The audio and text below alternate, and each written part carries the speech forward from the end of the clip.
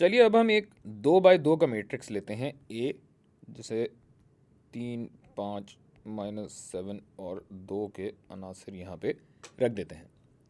वैसे तो मैट्रिक्स का इन्वर्स निकालना मुश्किल काम होता है, मगर 2x2 मैट्रिसेस हमारे दोस्त होते हैं क्योंकि इन पे मैथमेटिकल ऑपरेशंस करना बहुत आसान होता है।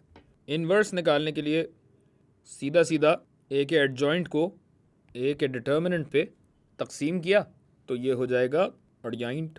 अड़जाइंट इसका है 2, ये 3 यहाँ आ जाएगा, ये हो जाएगा -5, ये हो जाएगा 7। जबकि determinant a d minus b c यानी 2 ज़रब 3 माइनस -7 ज़रब 5, जिसका मतलब है ये हो जाएगा 1 ज़रब 7 पंजे 35 और ये माइनस माइनस प्लस हो जाएगा, तो +35 प्लस 2 3 6 यानी 41। जज्बाती होकर बड़ा बना दिया मैंने, ये इसको इधर ले आए।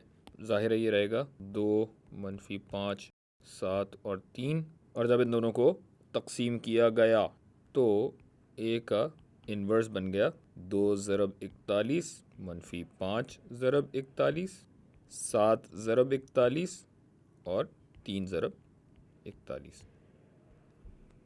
कैसा?